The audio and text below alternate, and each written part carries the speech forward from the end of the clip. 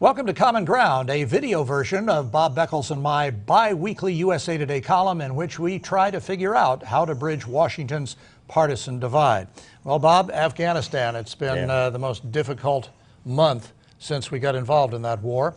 And now the president is either dithering or properly contemplating what to do next. Dick Cheney says it's dithering. What do you think? I say it's time for Dick Cheney to go back to Wyoming and go fishing. Don't hunt, but fish.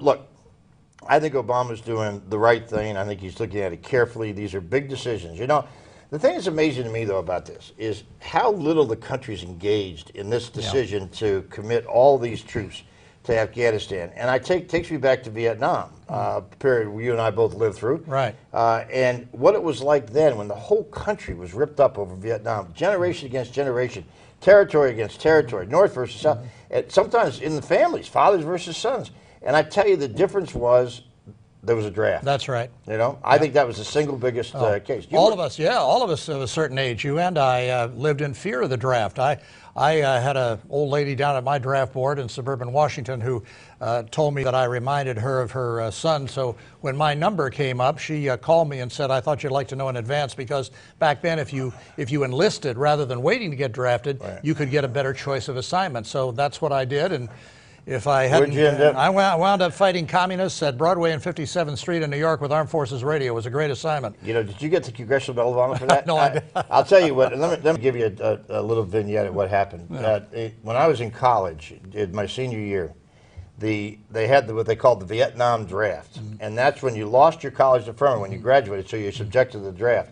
So they had decided to do a national lottery and take all the birthdays, and they had on national television, they had these two old guys, I'll never forget it, in this big drum. They rolled around with 366, one extra for leap year, things in it with the dates. And you sat there, and as they put them up one after another, you saw your light flash in front of you. Now, we were at an old bar. I'll never forget this either. And people whose name came up first walked out, started crying.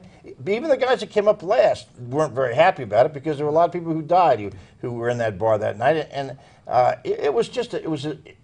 it sort of consumed your life, and that's something that doesn't happen now. Yeah, well, the other thing we had then was the right versus left, the people who were patriots, who mostly didn't go, or the ones who enlisted, and the ones who were those commie sympathizers. We don't have that so much now because the face of terrorism, or whatever it is we're fighting, along with drug lords and corrupt government in Afghanistan, isn't as stark as it was then. And I think that's one of the problems that this president will have, in uniting the country behind a strategy, whatever it turns out to be. Commie sympathizers. I was one of those commies. I mean, because now you admit it. Because I marched against the war in Vietnam, which was wrong. Look, Lyndon Johnson stayed in Vietnam for the worst of all reasons. He said, quote, "I don't want to be the first president to lose a war." That is not the reason to stay there unless you've got some strategic reason to be there in the best national security interest of the United States. In Afghanistan, we have a national security interest. It was from there that 9/11 was conceived, and where people were trained, where more will be done, and so we have to stay in Afghanistan as much as I hate it. But I also think we have to make a decision about Afghanistan. Do we go after terrorists there, or do we decide to rebuild the whole country? I think you go after terrorists. I agree with that. I think that trying to rebuild a country that is its economy is tied to opium sales, with the warlords, the culture going back to feudal times, is a virtual impossibility.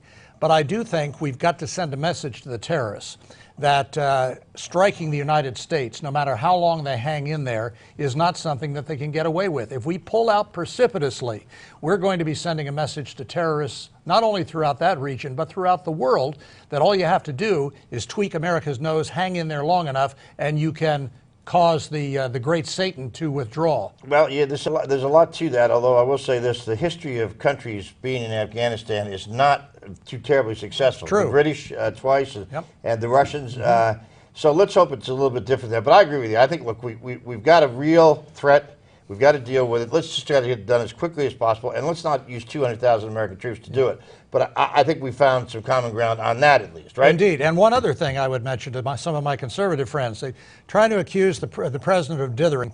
I guarantee you that if the president was making rapid decisions and they turned out to be wrong, they'd be the first one saying he should have taken a longer time. So let him contemplate, let him do what he thinks is right, let him consult the generals, let him work out a strategy, and if it works, this is something that will benefit all Americans, not just Republicans or Democrats. You know, Dick Cheney would have been better off if he dithered before he went hunting that day, and so would the guy who was with him. Check out our column in the paper and on USA Today's opinion blog at usatoday.com.